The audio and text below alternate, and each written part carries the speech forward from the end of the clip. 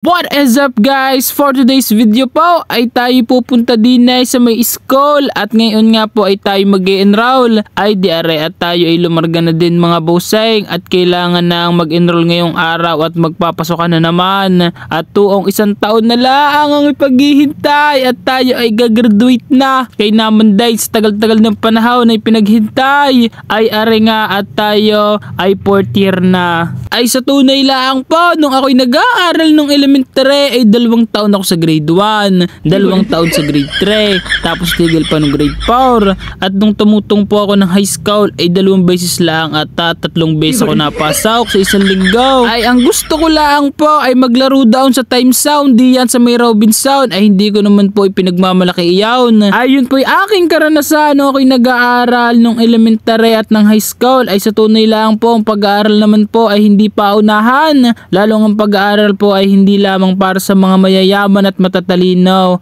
Ang pag-aaral po ay para sa lahat, kaya naman kung ikay pinag-aaral ng iyong magulang ay pagsumikapan mo sapagkat sabi nga nila ito ang kayamanan na hindi maagaw ng sino man sa atin. Kaya naman po kung ako po'y inyong tatanungin kung diploma o diskarte ay para po sa akin ay parehas po iyang mahalaga, ngunit mas unahin po natin ang pag-aaral at ang diskarte po ay madali na kapag tayo nakapagtapos na. Ay sa tunay lang po mas madami po kasing opportunity sa ating bansa kung tayo po ay makakapagtapos ng pag-aaral tapos sasabayan mo pa ng diskarte ay pihong tayo po ay magtatagumpay sa ating buhay. Kaya naman po pinagsisikapan kong pagsabayin ang diskarte at diploma ay kaya hangang-hanga din po ako sa mga working student na talaga naman pong nagsisika para lang makapagtapos ng pag-aaral. Ay dari nga po at paparni po tayo sa may registrar at tayo po ay magbabayad ng tuition ay buti na lang at meron pa tayong pangbayad ay ari po ay galing sa aking mga scholarship,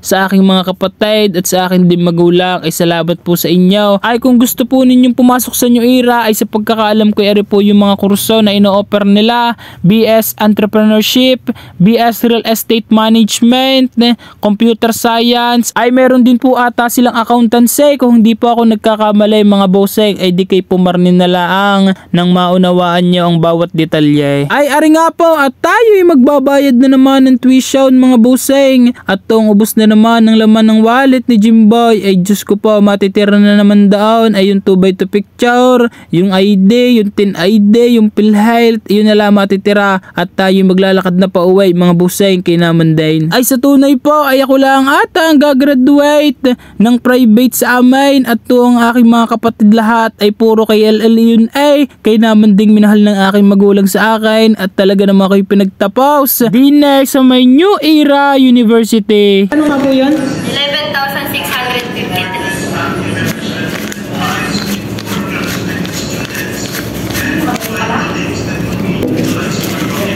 Ay ari nga po ang resibo ng ating binayaran din ng mga bossing at tuong makakagraduate na ata si Jimboy kung papalarin ay may mga estudyante din nga na mag-e-enroll ngayong araw. Ayan o ipapakita ko sa inyo na tayo enrolled na at nawa ay palarin ngayong taon. Ay paano po hanggang sa susunod na lang ulit. Thank you!